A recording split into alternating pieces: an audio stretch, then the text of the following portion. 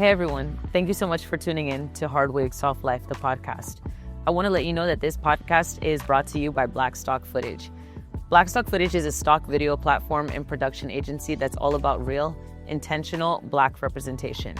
If you're a creator or brand looking for visuals that actually reflect our people, our energy, and our stories, this is it. They've got a beautiful library of high quality clips, and they're building something that really centers us. Use my code SOFTLIFE10 for 10% off a year subscription. And big thanks to Black Stock Footage for supporting Hard Wig Soft Life and showing love to creators like me. Hey everybody, welcome to another episode of Hard Wig Soft Life. You're with your girl, Melissa L. Atkinson, and I am super amped for the guest that I have today. She is someone that all of us, including myself, have grown up watching. She's been our cousin on TV. And today, we're not going to talk about all of her accolades and all of her credits because she is an icon, and we already know that.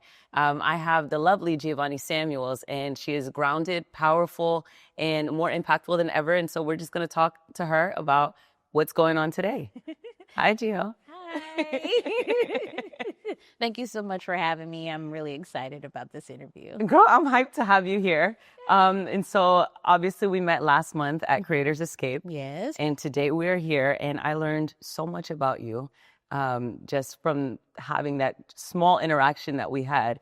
And so, yeah, I want to go ahead and when we talked, you were like, hey, I got married, I had a kid, and I'm like, wow, that much time has gone by.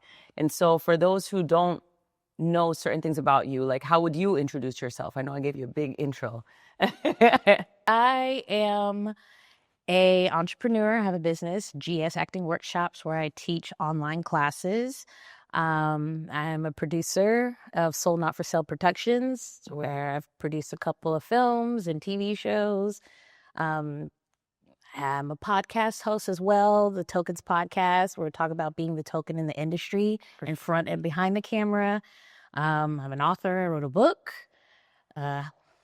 What it's called? Everything You Need to Know About Show Business. I'm like, she's done so much. Yeah, like I'm like, well, yeah. I don't know. I feel like I still have more work to do. So me going over all of my past work is just like, okay, that's no big deal. But I have to stop and remember, yes, I am an icon. Yes, I have done some really dope things. Yes, take that time to pat yourself on the back and don't get lost in the hustle of going forward. You know what I mean? So it's always a little awkward for me to go over my resume or what am I doing because I'm so forward thinking, and I'm getting better at that now. So would you say that that's something that you're having to unlearn then? Yeah. And just really know like, okay, well, this is my self-worth? Yeah. Okay. It's when you grow up in survival mode or in hustle mode, you don't take the time to recognize the accomplishments you have. Right. And you also don't take the time for yourself because you're always meeting a new goal and a new standard and not giving yourself the grace because you feel like grace is a luxury or stopping is, how do you say, idle hands make an idle mind, all of that things, especially growing up in a very religious household. Right. Men don't work, you don't eat. So all of those things were kind of like drilled into me in a spirit of excellence. But it actually became somewhat of a hindrance because you get burned out. For sure. I was just about to ask you if you thought that those were things that were rooted in perfectionism. And so spirit of excellence is actually like a great way to put it. And so I know that we just talked about like, hey, your private life versus your public life. Now, publicly, like we know who you are. We've seen you. Like we see your face. I'm like, I know her. Like that's Giovonnie. But how did you keep your life so private? Because child stars or just stars in general, you see when they get married, you see when they have a child, and yet none of us knew any of that about you. Yeah, I was with somebody for 16 years, married 11. And just recently filed for divorce. Okay. Yeah, nobody knew. Nobody knows. Really? Yeah, like nobody knew.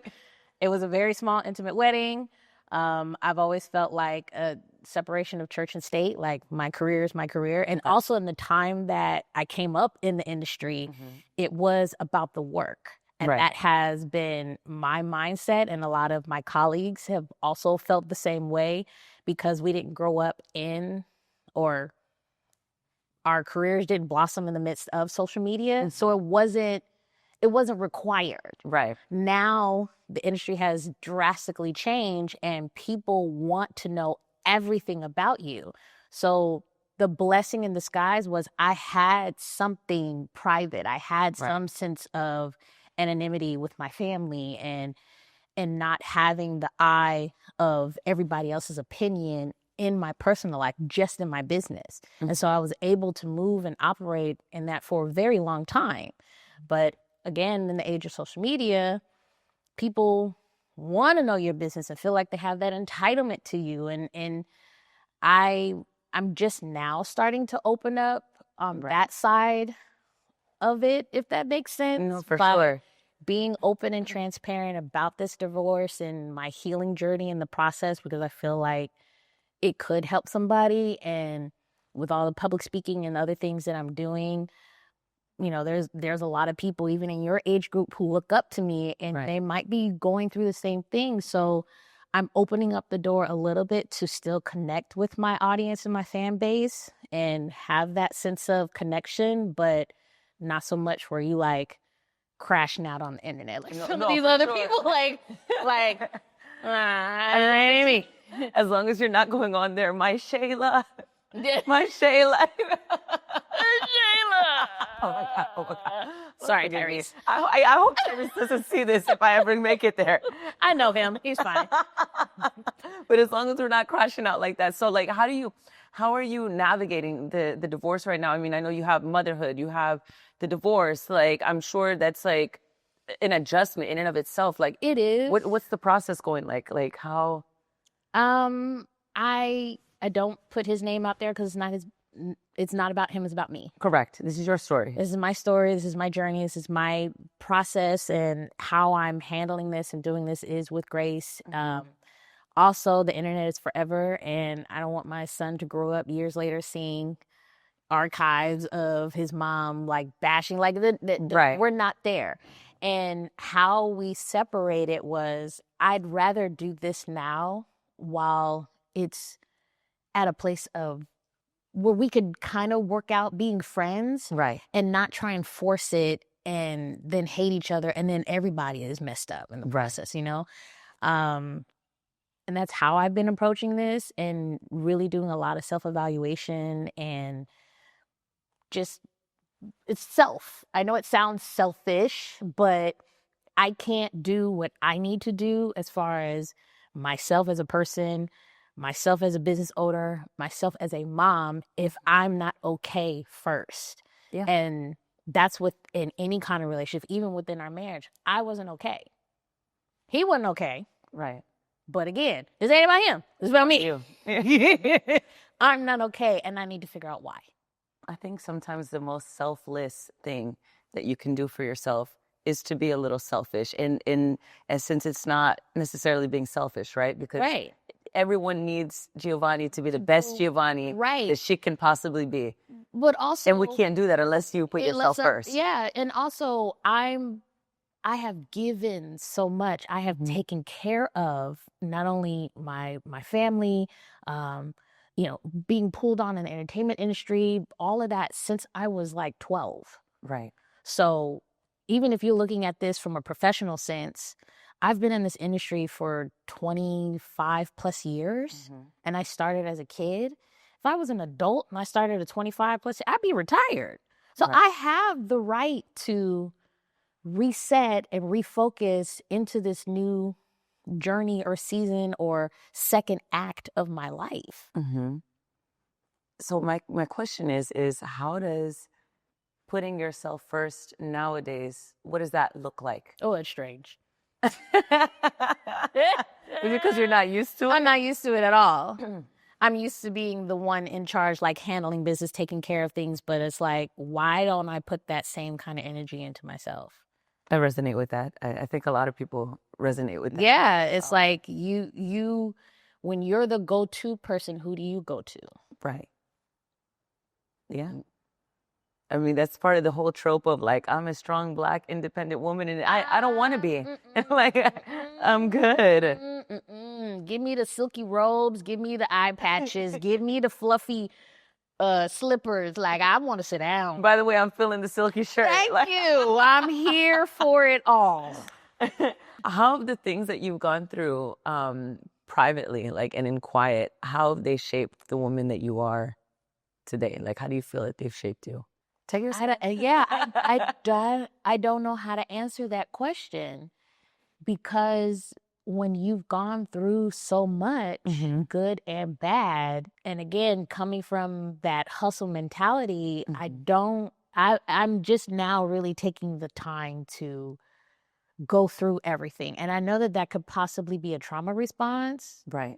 It's like, nope, just keep going. Yes. Like, nope, everything's fine. It's okay. Let's just keep going. That is a trauma response. It is.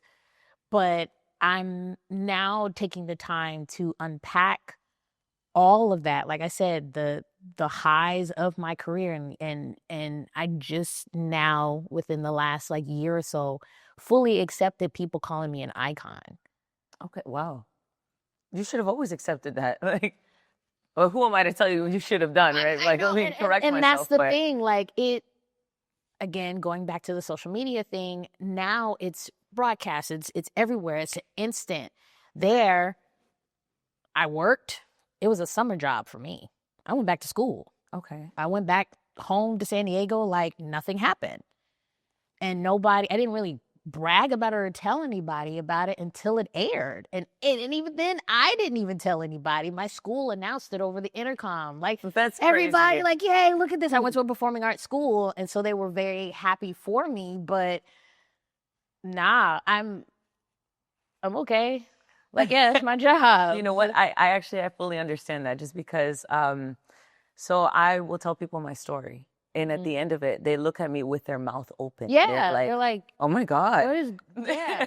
And I'm like, yeah, it's just, that was my life. But so I understand. That's a trauma response, because you just kind of, you've lived it, and you've come out of it, you've survived it, and right. You're here, and you're still, they like to say resilient. Yes, it's one of my favorite but least favorite words. Like, oh my God, but that goes back to the strong Black woman trope thing. Absolutely. It's like, you're so resilient, you're press on, like, this is great. I need a break. Like, what you mean? Water, please. Yeah. Or it's the trauma response of, all right, it's no big deal. Let's just keep going. Right. It's either one or the other.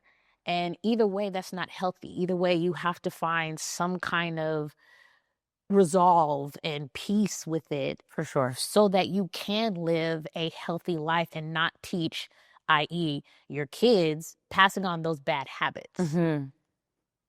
So that's kind of where I am right now. It sounds almost reflective too, just because now you do have, a kid, you have a son, and I'm sure you're like, wait, I don't want him to pick up these habits. So I would say, like, all of those things that you went through that you kind of just brushed off, that now you can sit down and like reflect on it. You're like, okay, well, I want to do better or have better for him. And it's funny because growing up in the industry, or even as a person, you kind of develop this people-pleasing attitude because, I want them to like me, or, I got to get to the next audition. And I started to see a little bit of those habits in him. And I was like, nah, we're going to shut that down right now. But you have to check that with yourself first, so you know how to give them the tools to do better and not fall into the same traps. So it's when you have a kid, when you become a parent, it's a lot of work. That's what I keep hearing. Yeah, like, dude, please get yourself in order. Get some therapy, process. Do all of that before the kid gets here, because they're looking at you. It's funny you say that. So, one, the whole people-pleasing thing, I definitely get it, just because, and I know we talked about we're older sisters. And I saw this video recently. I actually posted it on my story, and it's like the elder sister syndrome. Yeah. You know, we learn to say yes and no and very nicely, and we don't have many opinions, and we don't ask questions, and we just come to everything for everyone. The parentified daughter is the other trope that is put upon us. Like we're parenting our parents and our siblings at the same time when we're the ones that needed it in the first place. Absolutely. You become the second parent to the kids or your siblings, and you don't really have time or the space to grow and be yourself because you've been put on the responsibility of being a parent and when you shouldn't have been. No, absolutely. Yeah. So you feel, were you a parentified daughter? I think I said it right? Yeah. Right. So, okay. And then now you're an actual mother. So you've been mothering and being cousin and being friend to all for a very, very long time. Very long time. And now I want to sit down.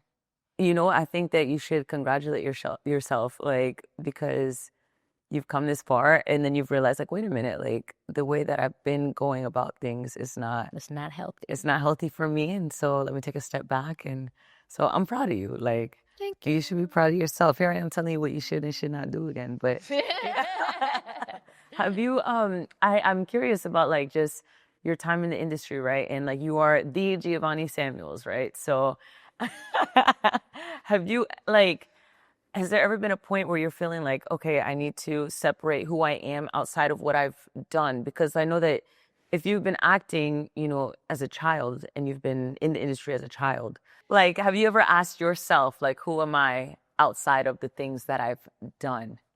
But that was the whole point of me having a family. Okay. Because what a lot of people do, whether it's in the industry or whatever career you fall into, you don't want your job to become your identity. Because what happens when you can't do the thing that you identify yourself as? Yeah. You have to live life. That's the whole point of acting in the first place. You are reacting real life experiences, but you cannot pull for something that you haven't experienced yourself. That makes sense.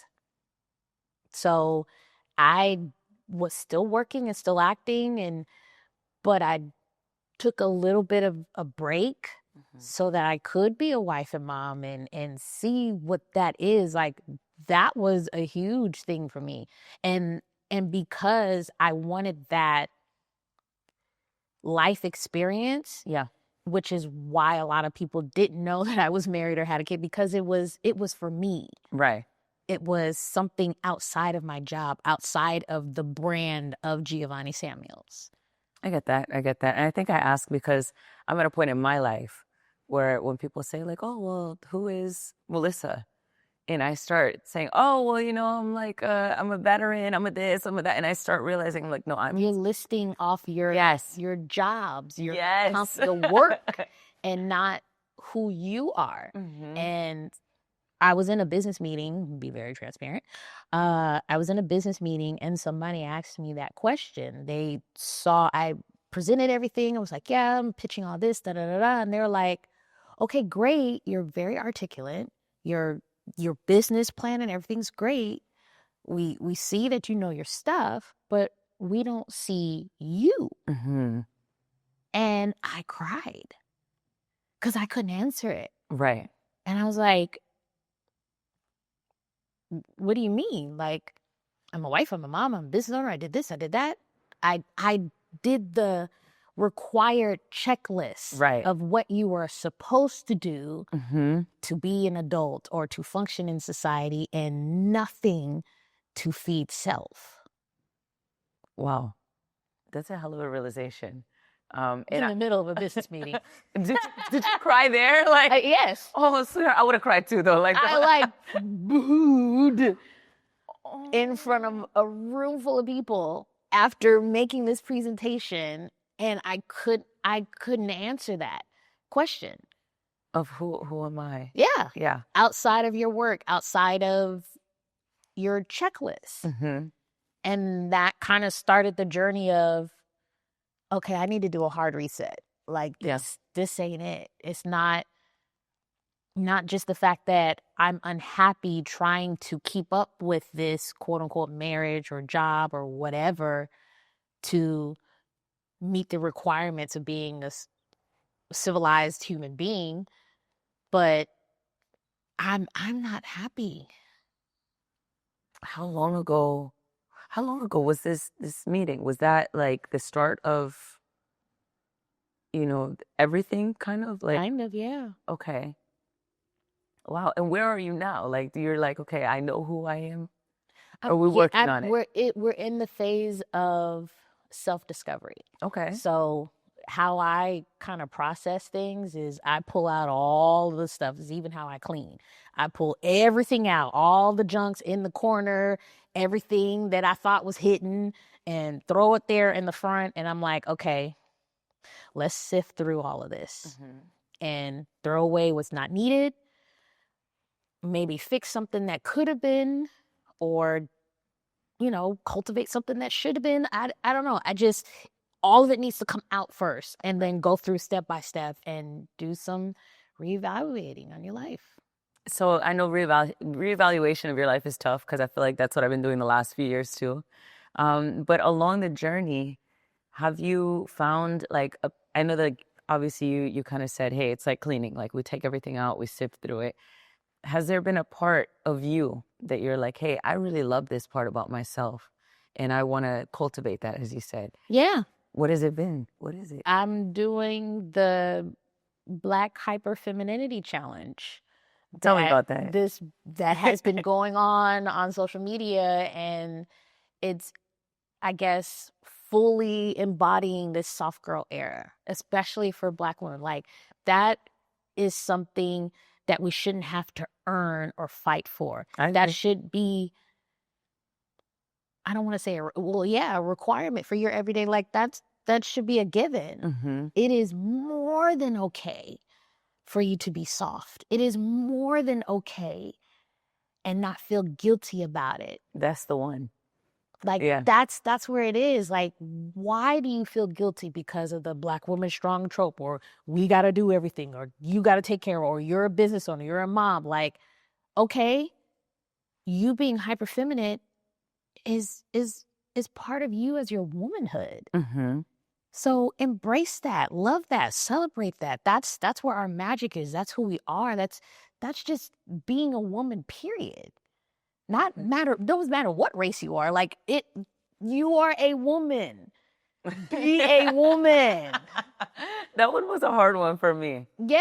I was very much in my masculine era for a very long time. Because it is, again, that's just something that was put upon us at a very early age, as the parentified daughter, as the oldest, as a businesswoman, as everything, as a Black woman in America. Like, damn, you come out hard. Like, because you do. And I'm learning to not hide those things, but bring it forward and sit in it. Don't just, okay, I'm gonna get my nails done. All right, check. No, enjoy it. Right. Like, be in that. Have your regular appointments. Get your lashes, nails, feet. Get your hair done. That is basic grooming. I remember we heard that at Creative Escape, and I was like, when they said, I forgot who said it, but whoever said it. Dr. Marcy, oh God, I'm going to jack up her name. I always get it. It's funny, we just talked about her too, Dr. Marceline Gurley. Yes. There we go. And she said, that is basic grooming. That is hygiene. Yeah. And I said, you know what? You're right. That's basics. Why are we struggling for the basics? Yeah. Why isn't that our everyday? So it's sounding like you're loving your inner softness, and it sounds like your vulnerability is what's shining through right now. My vulnerability is my superpower, and that is where I'm standing right now. I was going to say your superpower has to be that you read minds, because that was going to be one of my next questions was, what is your superpower? Oh my goodness. So we're going to talk about the 3 M's real quick. Okay. Marriage, motherhood, and moving on. Okay. So we know that you walked through some of your big life shifts that were privately. You married, you are a mother, now you are divorced, or getting divorced. What are the chapters those 3 chapters individually, like what have they taught you about your self-worth? Because I feel like each one has been a step. So as far as the marriage, I was very much the masculine one in the relationship. Okay. Because I was like, well, I already got the money. I'm working, da da da da. I married for love. Like, okay, it's at least I thought I did. I feel like that's all you've ever known too, because if you like, I relate to this, but if you came from somewhere where you're like, I call the shots, Yeah. then that's what you're gonna go for in a committed relationship. Right. And if I am to be the feminine being that I am, I need to let him lead. Right. I need to let him be the provider and the one that takes care of me, because that's his job biblically. Mm-hmm. But again, operating in survival mode, you don't think clearly. Or being raised in survival mode, that's all you know. Would you say that it's a lack of trust for other people sometimes? Yeah. But again, that comes from you not being protected. Mm-hmm. That comes from you not being provided for. Right. That comes from you not being able to be in your femininity. Mm-hmm.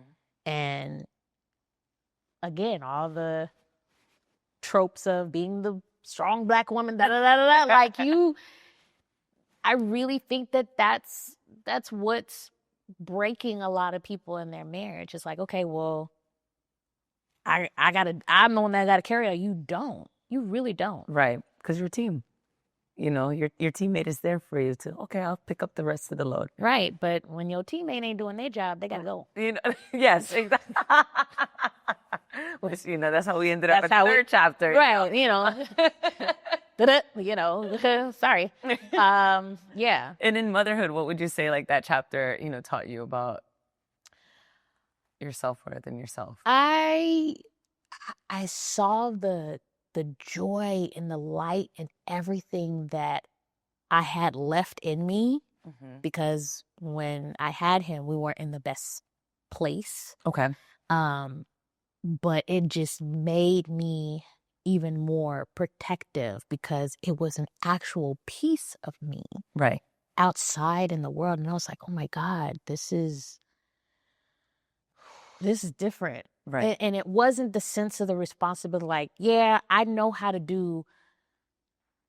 take care of people. Right. But this is somebody. This is different. It's a creation of yours. Yeah, it's delicate. Yeah, you know, between the schooling and the emotional development and intelligence, and you know, I talk to him like this. Right.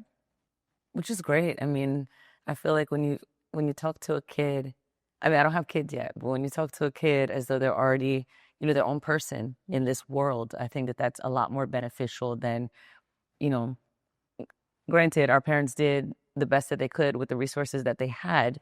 But when you talk to a child like they're their own person, and that's how they operate, you know, in the world. So they're not 20 and then they're like a mess, you know, Right. like I thought I was a mess. It also made me look at going back to operating in survival mode. Like, you look at your parents differently. It's like, okay, you weren't in the best space yourself, right, to feed me the way I needed to, and to grow and whatever else may be. Like, there's no shade to my mom. Like, right, like nah. I'm like, Maria, if you're watching, no shade, no tea. Like, right, but I'm just saying, like, because they were just doing the best they could with what they had. Right.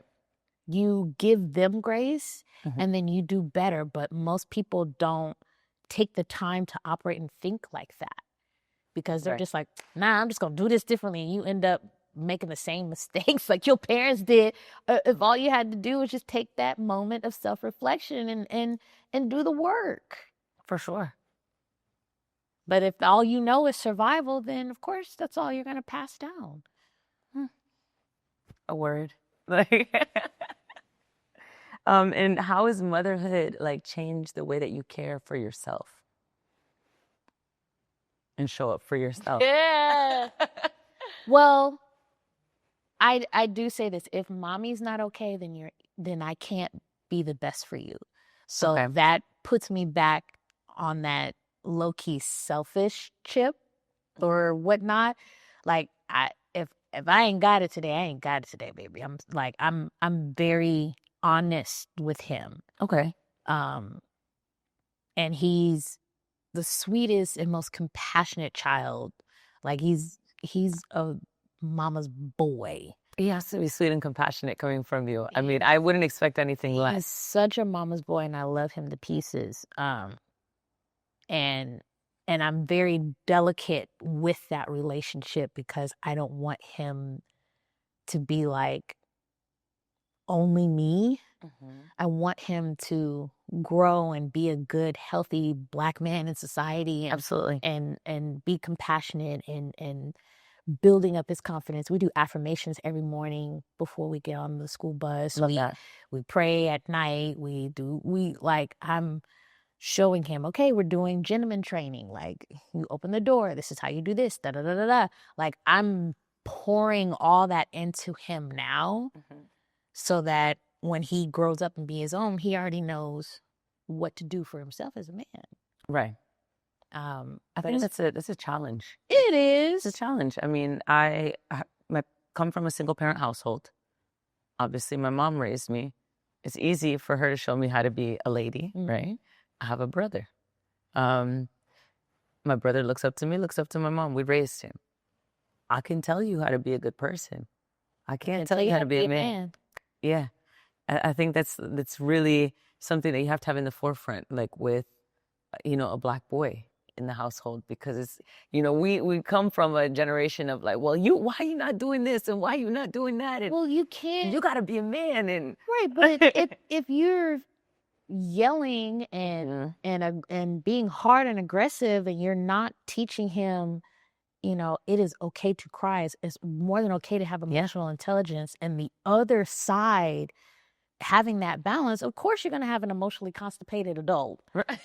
Like, so that's something his father and I both genuinely work on. That's awesome. I was going to ask, how is, Is very much, even though we're not together, right, we're still on the same team as far as him. Like, we still do family things together. Like, no matter what, we're still a family. Good on you. Like, just because mommy and daddy aren't together, right, doesn't mean that we are the tribe. It's right. the three of us. We're the three amigos. We're still going to do the birthdays and the Halloween costumes together and the family. But like, that's not going to change. I admire that. I think that that's awesome. I got married last year. Yay! Which is awesome. It was amazing. My parents had never been under the same roof like in 20 years. And there was issues about which table, who was going to sit, or we're going to see each other. So that is amazing, like what you're doing. It's not about you anymore. No. When you got a little person, and that was another reason why I was like, I don't want him growing up seeing us, and this is the model of what a relationship is supposed to be. Agreed. I don't want him growing up thinking that dysfunction is normal. Functional, right. I don't want him, and that was something that we had always agreed upon before we had him, way beforehand. But of course, there were some things that weren't taken care of before he came, and it started to bleed in to his life. And I was like, if I have to choose, right, I'm choosing the kid. Right. And I even said to my son, do you want two people together and unhappy, or do you want two people separate and happy? And he was like, well, two people together and happy. I said, but what if that's not an option? Right. Well, then two people separate and happy. And I said, that's what mommy and daddy are trying to work on right now. I think that that's amazing, having that level of transparency, because kids feel. Oh, they're right? They're very intuitive. Like they know exactly they might not have the language, right, but they peep what's game. They see what's going on. And I didn't want him growing up thinking that, oh, this is how it is. No. I also love that you didn't think that you were doing your son a favor by staying, somewhere where neither one of us want to be here. Hell no. one of us is going to die, and it ain't gonna be me. I'm screaming. Why we gotta die? Why we gotta do all that? Like, No, somebody is gonna die. If I gotta stay here any longer, this ain't working. she said, "Listen, I won't be getting a silky shirt. I'll be finding a funeral outfit because." No, kidding. Listen, when you're watching Snap before bed, it's I'm a problem. It's like, okay, how does she do that? No. Dang, that's where she messed up. You start taking notes, yeah, you got to go. You gotta go. You know, I watch true crime while I do my makeup, right? That's my thing. I know all the cases. I'm obsessed with true crime, right? Ryan is always, and for anybody who's listening, if you don't know, Ryan is my husband. Ryan is always asking me, should I be concerned? Yeah. Did I do something today? No, not at all. Whatever do you mean, dear? Just a knife in the makeup bag. Hey, you know. Oh, what's a little chloroform? Got the chloroform. I'm kidding. Oh my God, no, I'm glad that you have that level of transparency with your son. You guys were able to and you and your ex-husband are able to co-parent peacefully, and probably y'all are better as friends maybe than you probably ever were married. And that's why I was like, as your friend, this isn't working. Mm-hmm. And I want to always have that level of respect for you. And that was important for me. I think that's awesome because you should always remember in a relationship with people, like, friendship is first. I don't want to hate you. Right. Because if I hate you, again, somebody is going to die. Not the chloroform, right? Somebody's going to die. What boundary shifts would you say now, like, in your life? Because I know we've, people pleasing, all that. Like, what boundary shifts have helped you get to this point? If it's taking away from myself, my career, my son, or my career, mm-hmm. that's all I have the capacity for right now. Okay. And if whoever enters into my life space or whatnot, if it's not serving those three things, mm-hmm. you're not feeding at least 2 out of 3 of them things. Right. I don't have the capacity for it. Okay. So that's something you're not willing to carry. What else are you not willing to carry? I'm not willing to carry anybody else. I only have room for one broke best friend, and that's my son. Okay. I like to travel. I like to do things. Where do you like to travel? I like to eat. I like food. We done shared plenty of meals together. Have. That's our bond right there. Our love language, even though I'm on a weird diet, but It's okay. It's okay. We'll find a workaround. But I like the finer things in life, and that goes back to fostering those things that I had pulled out and kind of like hid off to the side. Mm-hmm. I want to cultivate that more and see that side of me really bloom and blossom and show my son that this is possible, right. And that it is more than okay to be in those spaces. You don't have to earn your way into those spaces. You can just be in those spaces and fully enjoy everything else that comes with it. Gio, I want you to live your bougiest, softest, yeah, most hyper feminine Black life. I'm here for it all. I get nervous doing anything, honestly. Like, it could be something I'm really good at too, and I'd still be like, well, it's kind of nervous. Don't look at it as nerves. Look at it. It's excitement. Yeah. That's what it is. It's like, ooh, I get to do that thing again. And I hadn't felt that sense of like little nerve excitement in a long time. And so now in this new journey, I'm starting to feel that again. Okay. Like, oh, that means I'm on the right path. Yes, I think so. I mean, like, is it because you're showing more of yourself? Mm-hmm. And you never have I didn't before? have that. Like, I used to hide watching Bridgerton. What? So I'm not gonna lie. I only watched the first season because that fine man was in that. Yes. He was so good looking. I was like, I do not care about the plot. Make him the new James Bond. Like, please. What other shows are you like into right now? What are you watching? Yeah. Well, okay, so I used to scare him by watching Dexter. So that goes back to like the true crime. Dead, not literally, but what? I love Dexter. It was Okay. such a great, complex character. Okay. And he had like a moral code and everything, but neither here nor there. On my more softer side of things, I don't know. Like I watch shows and TV and movies for work. Okay. So if I'm watching it, I'm using it as like a case study. I don't get to watch or enjoy it like everybody else does. I was just going to say, I'm sure you don't watch it like how we watch TV. Right. It's like, it's entertainment for you guys. And yes, I get some peak of entertainment, but if I see somebody do an amazing monologue, I'm like, ooh, okay, I see what they did, how they brought out the emotional, like, blah, blah, blah. Like that's how I deconstruct a lot of things. Okay. So majority of the time, if I'm watching something, it's a documentary or it's Nat Geo, travel food, or maybe some decor. Like there aren't a whole lot of shows that I just watch just to watch. Understood. So like now I'm binging It's a Different World. I've been watching it too. But again, I'm not watching it like everybody else. I'm breaking down the seasonal arc. I'm breaking down, okay, how did the characters go from this season to this season? How did that work? The writing style of it. Like that's, if it's on, I'm doing it for that. Like I'm gonna laugh and I'm gonna enjoy it, but I'm also looking at it from a producer's eye or a lens. I love Severance, Billions. I like really intelligent shows that make me think. So Billions, dope. I don't know what Billions is. Put me on. I love messy white people. So Game of Thrones, that was my thing. Yes. I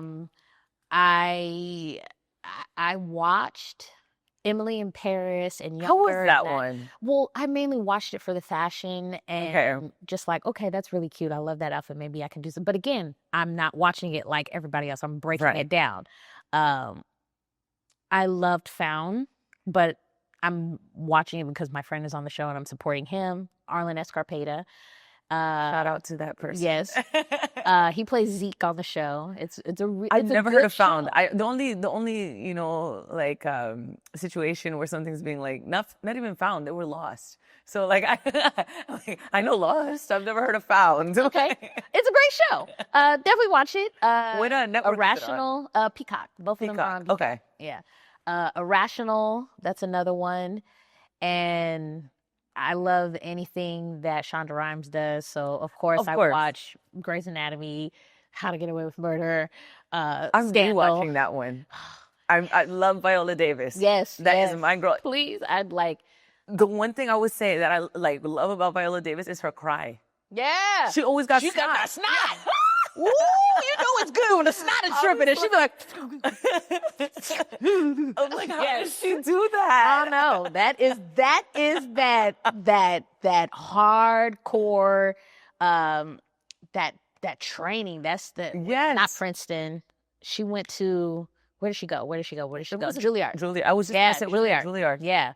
Like, that's what I like. That deep, guttural, that's that theater training. Like, I want to go see Denzel Washington on Othello so bad. Yes, I heard about that. Yeah, the one ticket is your rent.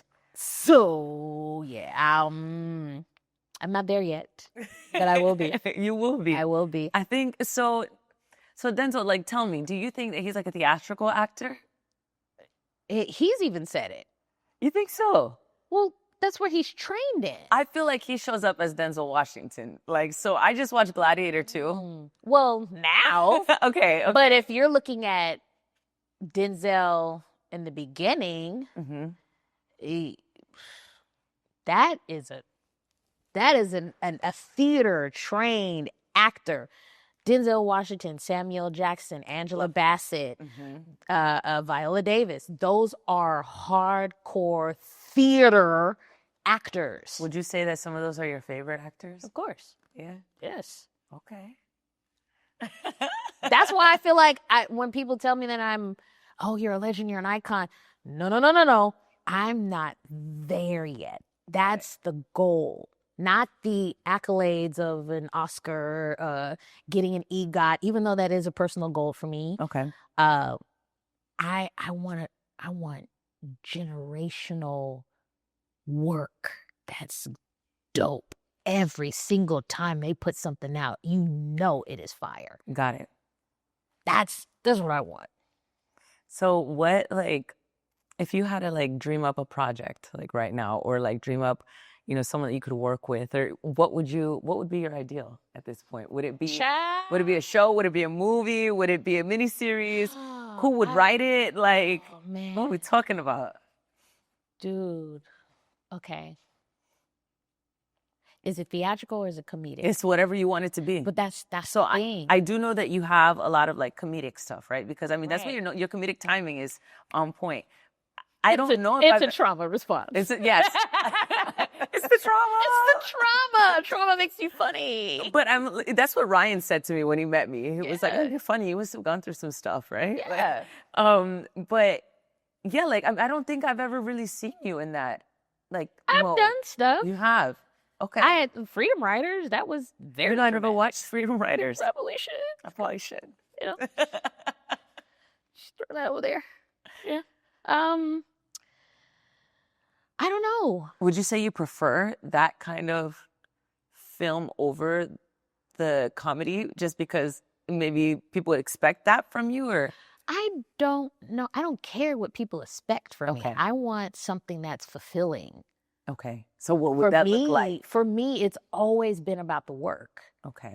Like if it's a good project, whether it's funny or not, it's a good project. Understood. Okay. So if I did something with some comedic goats, great. But I don't want it to be saturated with a bunch of names just to get the clout of it. I want it to be good because it's good. Right. Like, yes, that'd be dope to, again, hitting that checklist off, like, oh, I worked with such and such, throwing the names around. But you could have a big name cast and it flop. True. I know we've seen a lot of those. No, for sure. Especially recently. I feel like people don't really care about the celebrity anymore. I think it's more like they want to know who you are as a person.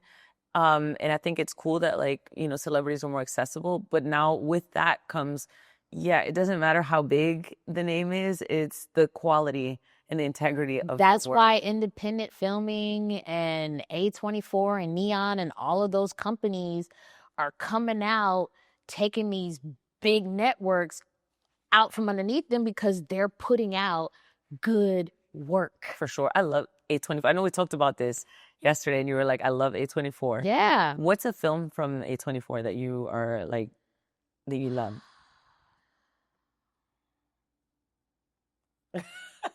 It's the sigh for me. Like, man, I can't just like pick one thing right now. I know Death of the Unicorn is out. Okay. And I haven't checked it out. It's like, it's funny, it's good. It's like, it's weird.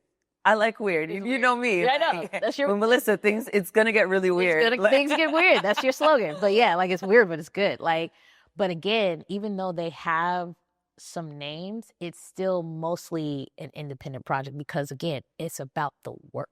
Right. It's about the project itself. And so I would love to work with you guys. I'm available for all shooting dates. Please seek my representation. I hope to see you on an A24 film. Like, please. I saw Everything Everywhere All at Once. Yes. Do you know that blew my freaking mind? When I tell you, because, I don't go and seek, I'm really bad with the whole movies and everything. Like, I'm bad at it. Ryan is the one who said, hey, we've got to watch this movie. It was so good. I had to watch it, like, in pieces to process it because it was that good. I haven't had a film in a long time to really make you like, okay, this is deeper than just what it is. This is not only diving into quantum physics and leaping into different realities of your life and opening up that ideology for other people. But also, this is at heart a storyline between a mother and daughter and that trauma. Yes. Oh my goodness, generational trauma. Yeah. You know what it was for me? Aside from just the generational trauma, so my parents come from a third world country. So it was even that immigrant mindset versus the American mindset. That one was the one that got me. Multi-layered. It was so good. It was so good, even though it was quote unquote in the cloaks of fantasy because of the different dimensions. Really? Well, if you haven't seen the movie, this is spoiler alert. Had I did this one thing different in my life, this would have happened, or I would have had this reality. And then timeline jumping from those multiverses of yourself. Yes. Again, the baseline of it was still a mother and daughter relationship. For sure. And the pull between the two. And then on top of that was the American lifestyle versus the foreign lifestyle. And then they put the super reality multiverse thing on top. Like that's what I mean by like something that actually stimulates. People want to think, people crave that, but that's what the arts are supposed to do. Absolutely. This is why I was in comedy for so long.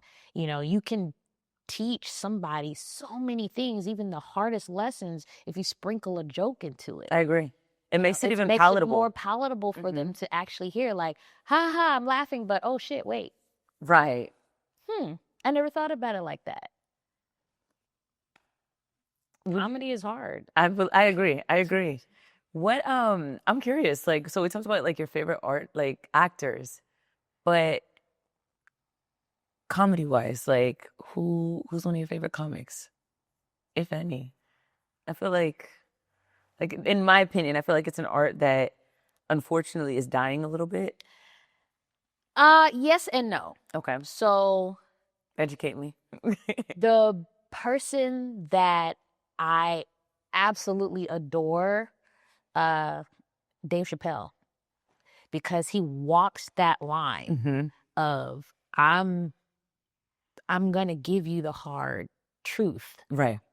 And maybe some jokes, but it's always based in reality and it's very grounded. For sure. You notice not once but twice, Lauren Michaels from SNL called Dave Chappelle at the most critical times in our political being. When Trump got into office the first and the second time. It's true.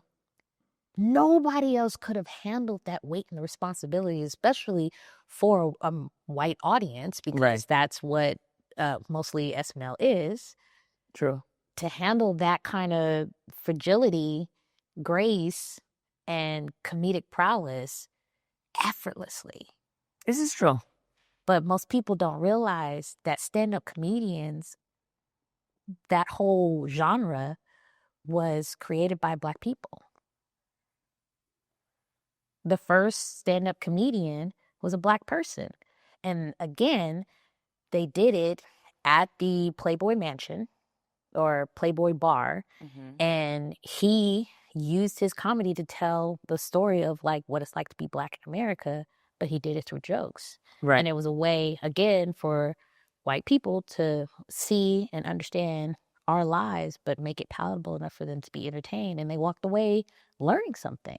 Right. But that whole thing came from us in our reality. I'm actually, that's the first time I've ever heard that, but I'm actually not like surprised at all either. Because, well, I mean, greatness comes from Black people. No offense to anybody else. Everything comes from us. This is true. I'm like, no offense to anyone else, but being Black is lit. Like, oh my goodness. Okay, so, Jesus. That's why I say I like to watch documentaries. I like to actually learn and do that side of it to help feed into the rest of the entertainment system, I guess. Do you ever find it like draining just watching regular fictional stuff just because your mind is so used to like dissecting everything? No, No. because I'll find something. Like if it's a bad actor, oh my God, yes, it's going to be painful. But I will find something Okay. out of it. Like I'm not going to sit there and watch like a bad film just to be bad. Like I don't have the capacity for it. Talking about that capacity again. Right. I don't have the capacity for it. She said, I will not carry it this film. Yeah. Yeah, I'm not going to do it. What? Now I have to know, is there one that you just couldn't finish? So you're just like, no, I'm good. I'm good, love and joy. I cannot confirm or deny. Will not. We're going to plead the fifth. I'm going to plead the fifth. Okay. This industry is too small for me to throw shade. I'm good. No shade, no tea. Okay, so I do have a question about this season of life that you're in currently. If you had to name it something, like if you had to use a word for it, let's say, what would that be? I feel like I'm putting you on the spot again, like when we went to Creators Escape. I know, I don't. And then we walked in a room and everyone was like, hey, what's your word? It's like my word. Reset. Reset. Yeah, I'm gonna say reset. That's probably my word right now, or what I'm titling this is a reset. It's not restarting because I've already started. Right. So I'm not starting from nothing. I'm doing a reset. And, like with your phone, Right. you have everything on your phone already. But obviously there was something on there that was a glitch or that's causing a problem. It's not operating the way that it needs to. So you do a hard reset. Right. So I'm doing a hard reset. So in the hard reset season for Giovonnie, what is something that you are building right now that is just, it's for you? Myself, me. Yourself. That's me doing this hyper femininity thing, and that's been the main focal, like getting myself mentally, spiritually, financially, emotionally, all the lees. Yeah, all them lees got to be in order. I'm not mad at it though. Like the path presents itself is something that I fully believe in. And so if you're well taken care of and you're taking care of yourself and you're in your reset season, the path will just continue to present itself. So, Yeah. Okay, so you're building you. And so you, Giovonnie, what kind of woman are you becoming right now?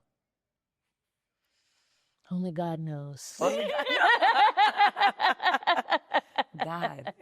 Yeah, I'm not saying I don't have a direction, but in this very open, vulnerable state that I'm in, I'm excited for it. And I'm really leaning and trusting God and letting him be the lead. For Because sure. before he was just kind of like a co-pilot. Mm-hmm. And this is why we are where we are right now. We're doing the hard reset. Like, no, we have to do things in order. I don't even think it's a terrible thing to like not have a specific direction either, because that means that you're being careful in which direction you are going to go in. A lot of times we could say, okay, I'm gonna make a quick right and I'm gonna go fast. Okay, but like to where? Like what is the destination? No. So I don't even think it's a negative to say, hey, I don't really have a direction in which I'm going right now. I'm just going at my pace, like wherever I end up. Well, I'm like I said, it's the getting the mental clarity and finding out I have ADHD and dealing with that and starting over with my personal life and building a production company. Everything is in the beginning stages. Right. So in my personal, my career, and my home. So it's all new. Right. That's why I said I'm not starting from nothing because I know what I've done in the past. Right. So me doing this rebuild, this hard reset, I still have all that information and I know how to navigate and do it better this time around. But I'm doing it with more grace and with better tools to move forward. I'm really excited for your chapter of independence. Like I feel like when you're a kid, you have your family. So like, you got mom and dad or, whomever, and you're taking care of them and you've got your siblings and then you got married and then you got your partner there and okay. And now it's just, it's you and your son, but it's me. Mm-hmm. Yeah. So I'm really excited for your chapter of independence. And so what kind of future do you hope to create? Lots of joy. Okay. I want joy. I want laughter. I want peace to be in the forefront. Like, I'm not saying it's all going to be rainbows and whatnot, but Right. that's a massive priority for me because that wasn't there. Right. I always had to protect or hide or shift or adjust to make myself palatable for everybody else. I don't give a damn about that no more. Good for you. It's so much freer. It's like, I can be like completely authentic myself. Like, it's not to say that I wasn't before, but it was a curated version. Right. And now that I have more independence, I am my own boss for real. I'm starting over without having any attachments. That I could do this my way. Right. For real. Cue Frank Sinatra's My Way. I do have a question. I want to go back to something really quickly that you said, and I don't want to just brush over it. You mentioned ADHD. And so I know that right now in the year 2025, a lot of us are finding out that we are very neurospicy.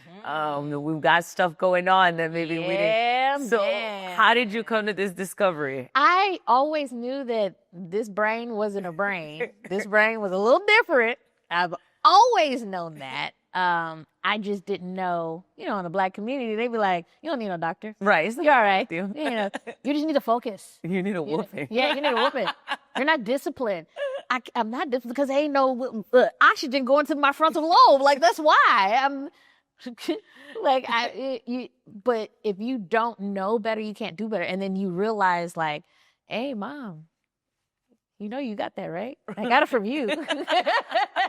Got a touch of something. Hey, you thought you were just surviving. Nah, you neurospicy too. Like, I'm not that. I was like, okay. When did you find this out? Like, so you already knew, like, okay. I've always known, but I've never officially got tested for it until recently. Okay. And so I was like, all right, let me see what these meds is. Because, for the longest, ADHD was a white kid thing. Yeah. Yeah. You just got a lot of energy. Or nah, that's what them kids do. They put them on them drugs and they just go out there. Right. That's something it's just culturally not. It's very taboo for us. It's very taboo. A teacher told my mom, a few teachers told my mom, hey, I think Melissa might have. And my mom was like, no, we're going to fix this at home. She doesn't have anything wrong with her. Yeah. Fix it out. Yeah. And fix it at home. We did. Now I have other anxieties now.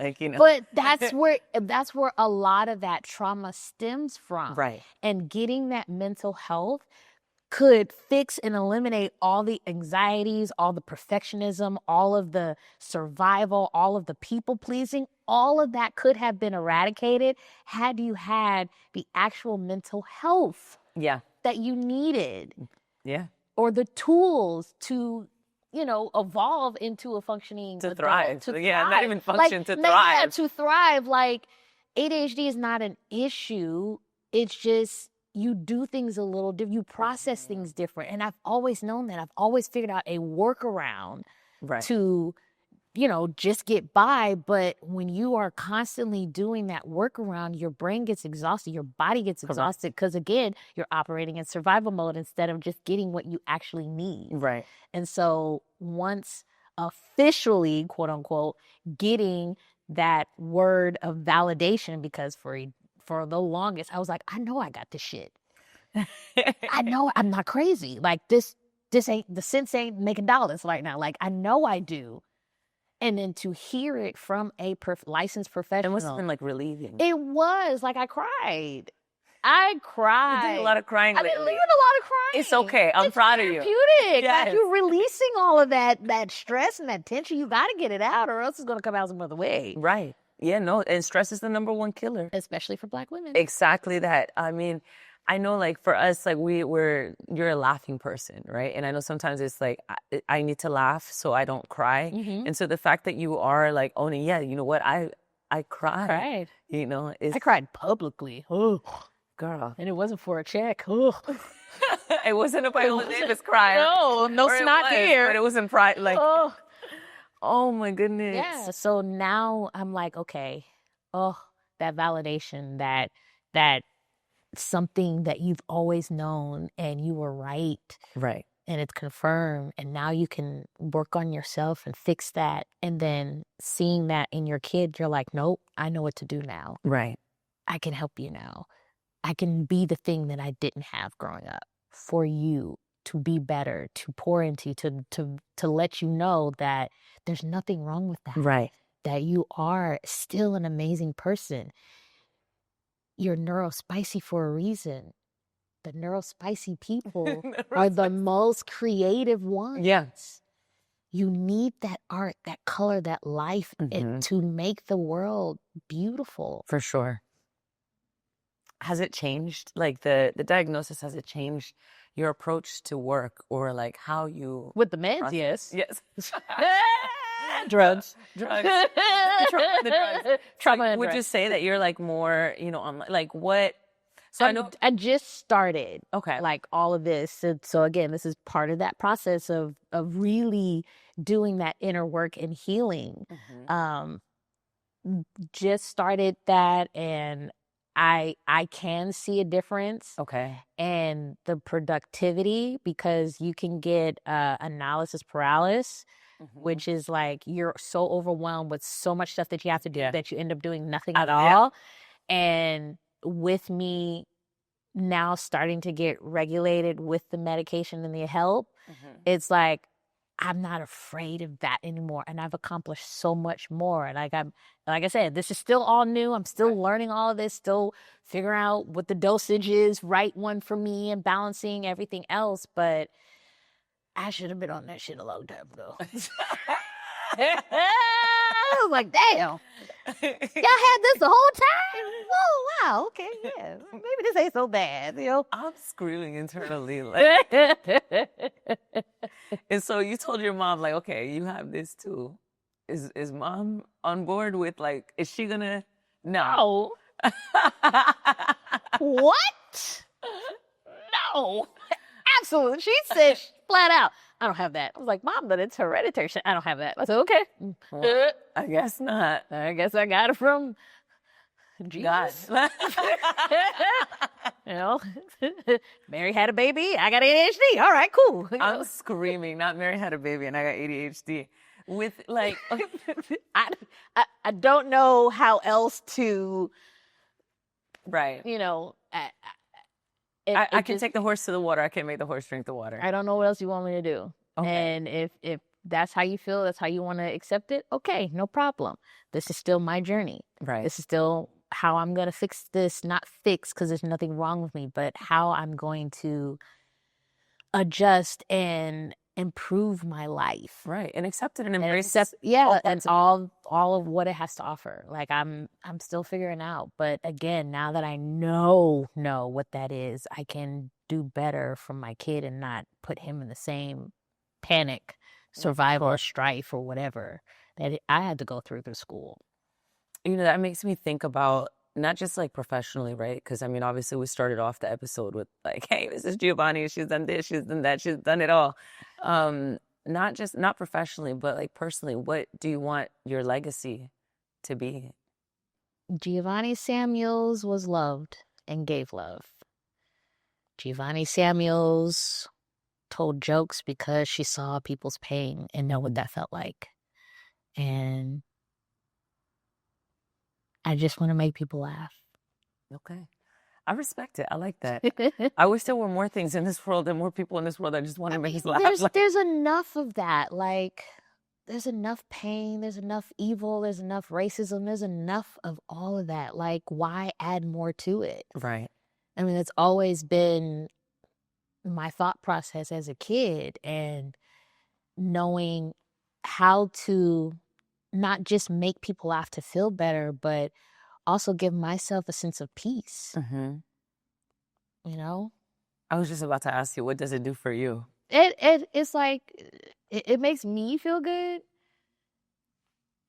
I like it. Yeah, you should. Could you imagine? Like, make others laugh, but I feel miserable. Yeah, but I mean, like most comedians are, they're tortured artists. Like, Robin Williams, Mhm. one of the funniest people in the world, was going through so much internally because, again, as a comedian, you know what that pain is. Right. You feel what that pain is. You've been through that pain, which is why most people who are comedians or do comedy are really funny, because you don't know how else to process it. Yeah, I gotta laugh, so I'm trying. Yeah. And that's what the two faces are.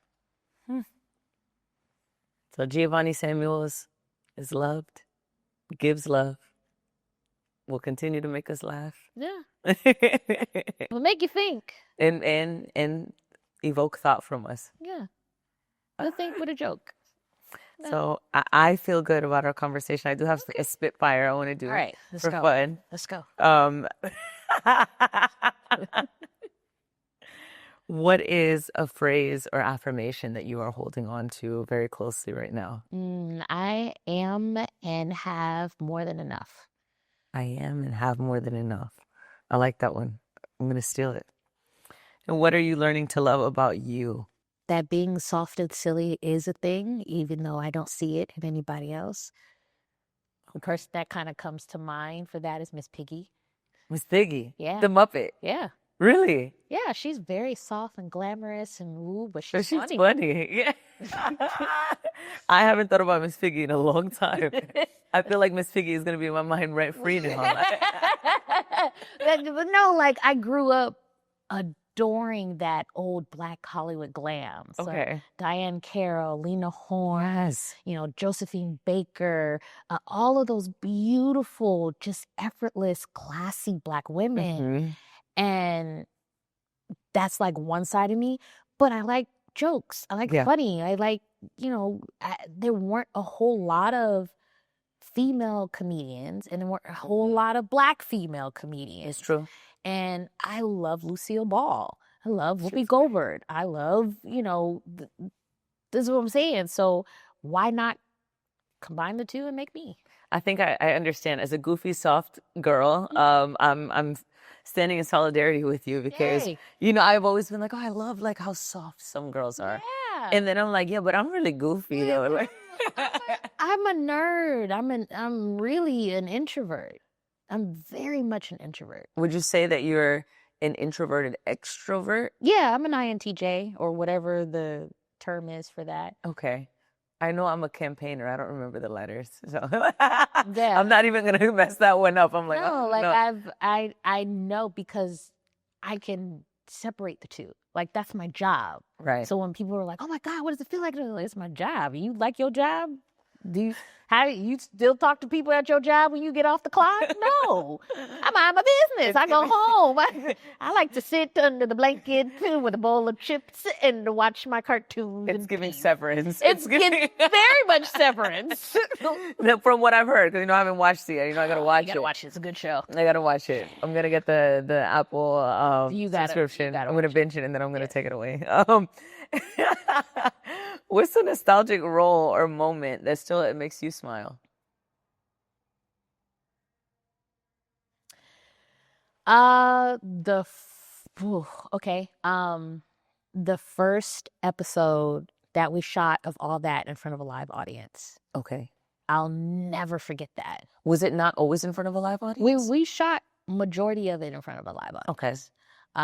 But our very first taping, it was just the 7 of us. Okay. And we all met up backstage, and we all kind of like got into a huddle and was like, wow, we're really like, we're doing this. We're the next generation of comedics. Like, this is it. And I'll never forget that. Like, even though we may not talk every day, that 7, that's my family. Like, when we get together, that's my high school reunion. Like, got it. That's what I go back to and talk and shoot the breeze and all that other stuff. Like, we still protect each other. Okay. But that's a coming out the curtain and seeing the lights and the audience for the very first time, and then them announcing my name for the very first time. I'll never forget that.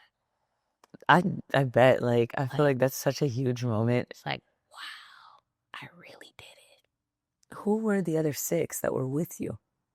Jack DeSena, Lisa Foyles, Kyle Sullivan, Brian Hearn, Chelsea Brummett, and Shane Lyons. Okay. So that was and then myself. And then myself. 7. Yeah. Yeah. All that season 7 was 7 cast members.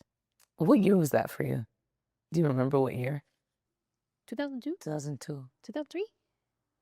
Jesus. Well, because we shot it earlier, and then by the time you guys saw it, it was much later. Got it. So okay. That's why timeline-wise, it throws me off because, I shot it in the summertime, and then I went back to school like nothing happened. It's so crazy to think about it like that because as a kid watching All That, because All That was one of my favorite shows, but you feel like it's like, oh, they just made this and put it out, or like they're making it right now,